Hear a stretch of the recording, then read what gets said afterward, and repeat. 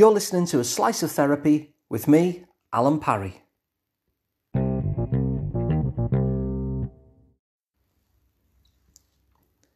So I want you to imagine Jane is walking down the street. And she's walking down the street and she's quite happy. You know, it's a nice day. All feels well with the world.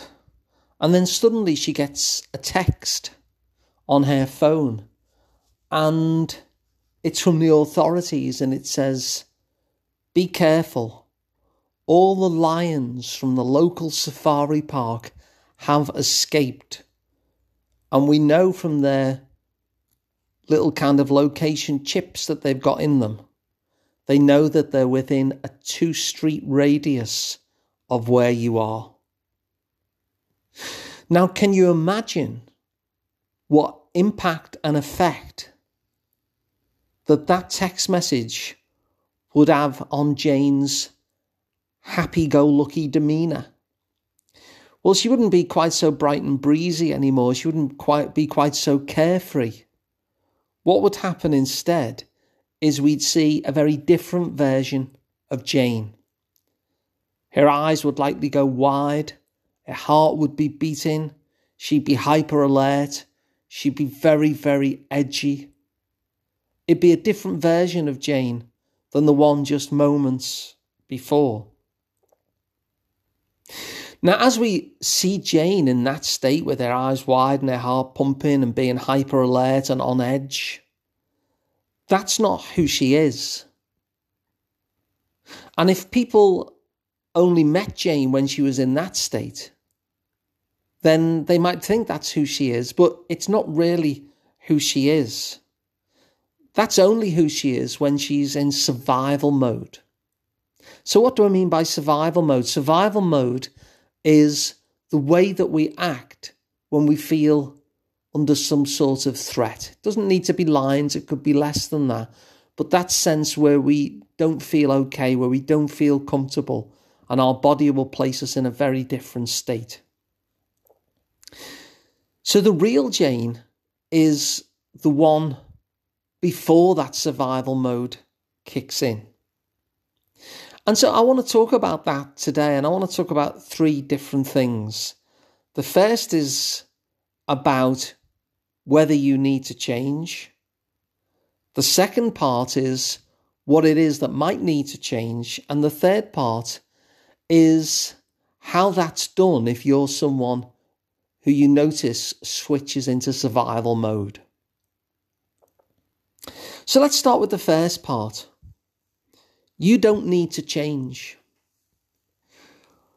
When I'm working as a therapist, the thing that I notice is that whoever is in front of me is perfect. They don't need to change. Which might seem a strange thing to say for somebody who's in the whole business of change. That the person in front of me doesn't need to change. Just as Jane was walking down the street all carefree and happy-go-lucky, that was Jane. It was only when the survival mode kicked in that she switched to something else. And if there were lions about, then actually her nervous system that kicked her into that survival mode was absolutely doing its job. And it was absolutely doing its job because it was acting to a present danger. It was responding to something in the here and now, which was a threat. And that's what your nervous system is supposed to do. That's what we've evolved to do. To move into that mode very, very quickly. But the people that I see don't need to change. What does need to change then takes us to the second point. Or what may need to change is only ever the stuff that isn't you. You see, you are perfect already. The stuff that you will likely want to be changing about yourself is the stuff that isn't you. The part of you that still reacts from that place of survival, from that need to survive. the part that replaces you in order to keep you safe, but actually might no longer be serving you. This might be a part that kind of was developed a long time ago as a solution to another problem. You see, many therapists and psychologists and psychiatrists, they will talk about things as if people have symptoms. They'll use that very medical word. And I kind of see that different, because these things are solutions. They're just solutions to old problems. And now often they become a problem because they get in the way of life as our circumstances change. It reminds me of that business book title that says, "What got you here won't get you there." In other words, that was really useful once and means that you're still here today. You actually survived whatever you went through. But now that the circumstances are different, you do need a different strategy. And so that's the thing that people are typically trying to change when they come for therapy. Everything underneath that, everything else is perfect. But there's these add-ons and ways that we've bent ourselves slightly out of shape from ourselves in order to get through, that they're the things that we then need to tweak as the circumstances change and they're no longer useful for us. Now, the thing about survival mode is that it is completely governed by the nervous system. The nervous system is there in order to keep you safe, so that if there really was a lion, you would go into a mode where, your heart was pumping and the blood was rushing to your muscles and you had adrenaline, because that's going to make it more likely that you're going to avoid the lion, escape the lion, fight off the lion, or whatever it happens to be. And so that part of us, the survival mode part of us, is really directed by our nervous systems. And the thing is, and you'll know this yourself if you experience this, is that part comes in fast. It's the part of you, for instance, that if your mate is hiding behind the door to do a prank on you, and as you walk into the room, they shout boo, you're already in midair by the time you realise that everything's safe and it's just your friend, but you're still screaming your head off and you're still 3 foot in the air jumping. That's your nervous system that kicks in. And so when our survival mode kicks in, that part of us that moves into a fight or flight place, or will go into a shutdown place in order to try and protect us, make us very numb and still. When that survival mode kicks in, it happens quickly and the nervous system takes control of it. And so it can be difficult sometimes that many of the sort of techniques and reframes that are often used in counselling and therapy can be really difficult to get hold of in those moments when the nervous system just moves us very quickly into survival mode. And then when we move into survival mode and do whatever we do that has always kept us safe but is no longer useful to us, that's the part of us that we're typically wanting to change, to tweak, to alter. And the difficulty with that is that this is coming from the nervous system itself. And so that's why in my work, I like to work directly with the nervous system if there is a nervous system response. There's other things that can help as well. But really, if there's a nervous system response, I like to work directly with the nervous system in order to make change. Now, if you've experienced this fight or flight, if you've experienced this kind of shutdown, if a different part of you comes in and takes control from that nervous system place, you know how fast that happens, and you know how it feels that it doesn't completely feel as though you're totally in control of it. You might have some sort of influence, and you probably will have some sort of influence, but it's a nervous system response and it feels very, very fast, and it almost feels like it's happening to you.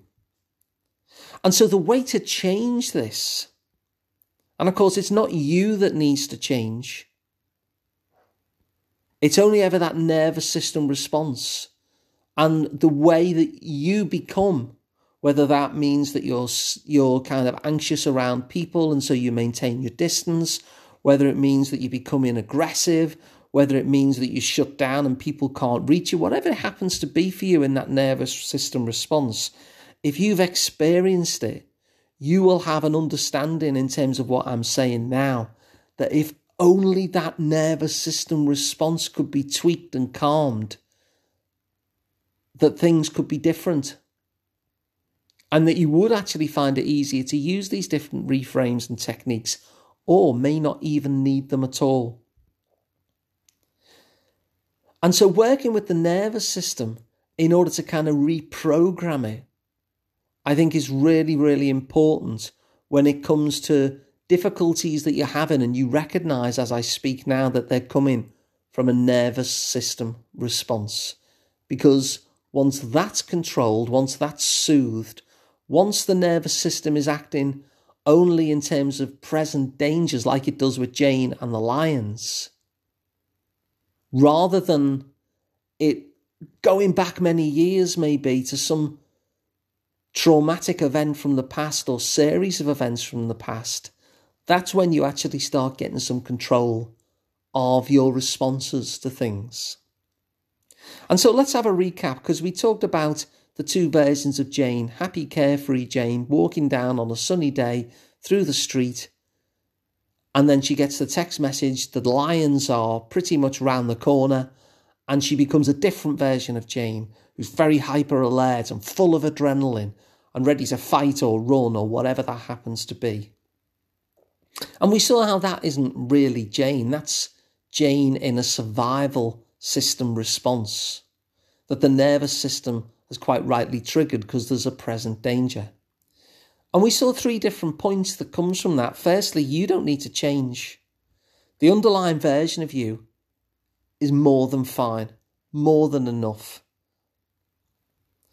But the second point is that what would need to change, if change is necessary at all, and you notice that something needs to be different because it's getting in your way, what needs to change is the thing that isn't you.